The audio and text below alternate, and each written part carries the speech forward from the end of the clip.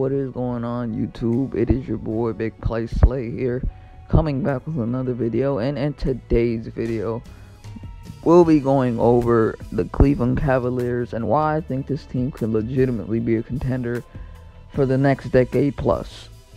Let's jump right into the video. Now, I know they just lost to the Pistons like literally a day ago, yesterday.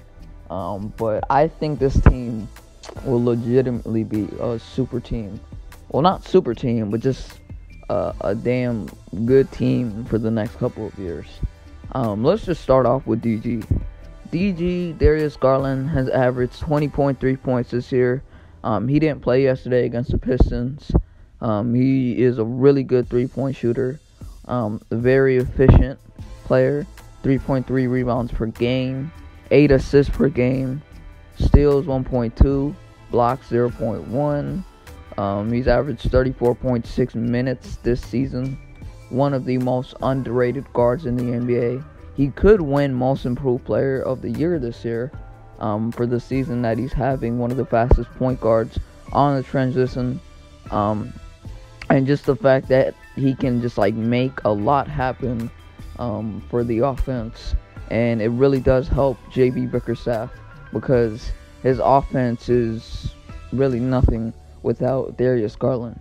Garland makes a lot happen for that offense. That pick and roll between him and Jarrett Allen is unstoppable. So let's talk about Jarrett Allen. Jarrett Allen, ever since he was traded from the Nets to the Cleveland Cavaliers, you can tell he likes the fit more in Cleveland. I mean, the chemistry in Cleveland right now, it is second to none. This team, you can clearly tell that they are getting along with each other. The chemistry is there. Jarrett Allen, as I said, that pick and roll with him and DG is just unstoppable.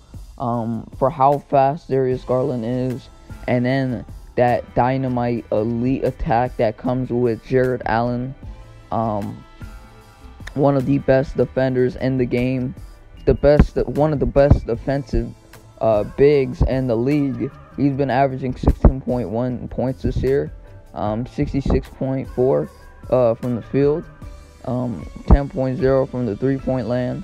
Not a really that much of a shooter, but rebounds 11.0, 1.8 assists, steals 0.7, blocks 1.4.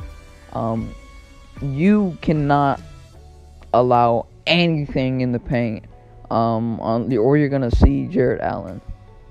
So I just personally feel like he makes a lot happen for that defense. Garland is like literally the leader of that offense, and then you got Jarrett Allen, who makes a lot happen on that defensive side, in terms of blocks, and just stopping really any big that comes in the way. So I think Jarrett Allen and Darius Garland will make a lead tandem for that pick and roll for the next couple of years. Alright, let's go to the rookie and potentially the rookie of the year in Evan Mobley. Evan Mobley is one of the most youngest, one of the most underrated players in the game right now. For the season that he's having, a lot of people isn't talking about him for the season that he's having. I think he's gonna win the Rookie of the Year. He's been averaging 14.8 points a game this year, 34.1 minutes per game. From the field this year, 50.2, 3-point, 26.1. Doesn't take too many threes. 8.1 rebounds per game. A really good stretch big. Assist 2.5. And then you got his steals 0.8, block shots 1.7. You can't get anything in the paint against this guy. Evan Mobley, as I said, he's one of the most, best stretch bigs in the league. Even though this is literally his first year in the NBA, and he's going to most likely win the Rookie of the Year. You know, a lot of people said he had the most potential out of the draft, which honestly I thought he had the most potential out of the draft. You know, Cade Cunningham, you could still argue, had the most potential. But I felt like Evan Mobley had more potential just based off of where his ceiling could be at in the, you know, somewhat future.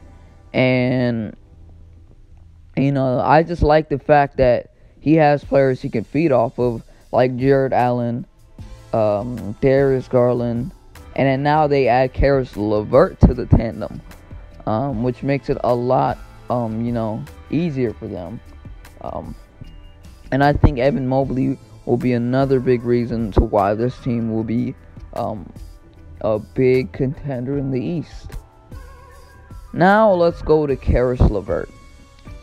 He just was acquired from the Pacers, like literally just acquired from the Pacers. You know, when he got traded to the Cavs, he's been averaging 13.2 points a game this year. 1.5 rebounds, 3.8 assists, 1.5 steals, 0.2 blocks. The Pacers in 2021, 18.7 points, 44.7 from the field. So this is like the middle point of the first half of the season.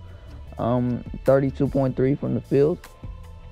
3-point land. 3.8 from rebounds, assists 4.4, 0.9 steals per game, block shots 0.5. So, Karis Levert, you know, as I mentioned, I think he is one of the most underrated scorers, and potentially, like, at his all-time high in his ceiling, it could be elite. Like, this dude is a really good scorer. And that's why it can help the Cavaliers, because Garland, you know, he could be a solid scorer, averaging 20.3, as I said. But when Karis Levert is at his best, you cannot stop him. And I think it's good that he has a player like Darius Garland on his team, for as good as a passer as Darius Garland is. And then you can't get anything in the paint against Mobley and Allen. So you got your score on the wing with Karis Levert.